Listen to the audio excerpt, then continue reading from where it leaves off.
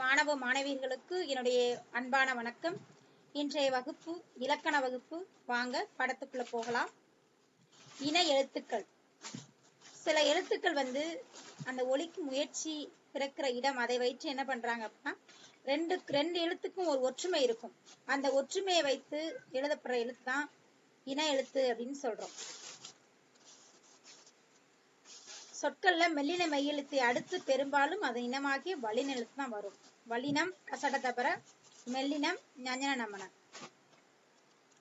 அப்ப ஆசிரியர் பாடம் நடத்துற மாதிரி சொல்லியிருக்காங்க. இங்க பாருங்க, திங்கள், மஞ்சள். இப்ப திங்கள் அப்படிங்கிறதுல இங்கு மெல்லினம், காங்கிறது வல்லினம். மஞ்சள் ஞா மெல்லினம், சா வல்லினம். இந்த மாதிரி இருக்கிற ஒவ்வொரு சொல்லுமே வல்லினம் மெல்லினம் கலந்துதான் வரும். மெல்லினத்துக்கு பக்கத்துல வல்லினம் வரும், வல்லினத்துக்கு பக்கத்துல மெல்லினம் வரும். இடையின எழுத்துக்கள் ஆறும் ஒரே இனம், அதற்கு இனம் அதுதான்.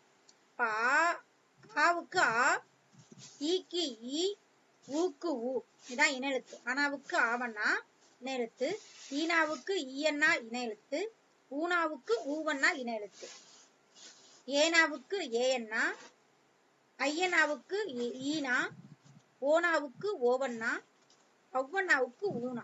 இதை மட்டும் கொஞ்சம் வித்தியாசமா வர்றது ஐயனாவுக்கு இகரம் வரும், ஈனா வரும், ஒவ்வொன்னாவுக்கு உகரம் வரும். இதுக்கு பக்கத்துல மட்டும் அதற்கான நெடில் கிடையாது. அதனால மற்றதுக்கெல்லாம் அதாவது பக்கத்துல இருக்கிற நெடில் எழுத்துக்கள் இன எழுத்துக்களா இருக்கு. இன்னைக்கு வகுப்பு இன எழுத்துக்கள் தான். உயிர் எழுத்துக்கள்ல எதெல்லாம் இன எழுத்துக்கள் அப்படிங்கறதான் இன்னைக்கு. ஓகேவா? அதுதான் சொல்லியிருக்காங்க. ஓ, ஓதல், தூவும், தளியி எல்லாம் என்னது அப்படின்னா ஆயுத எழுத்துக்கு மட்டும் என்ன அப்படின்னா இன எழுத்து கிடையாது அப்படிங்கிற சொல்றாங்க. அதுலதான் அந்த முன்னாடி சொன்னதுதான் அத விளக்கமா இந்த பத்தியில சொல்லியிருக்காங்க. ஐ என்னும் எழுத்துக்கு ஈ, ஔ என்னும் எழுத்துக்கு ஊ. உயிரெழுத்துக்கள் சேர்ந்து வருவது இல்லை. சொல்லில உயிரெழுத்துக்கள் சேர்ந்து வராது.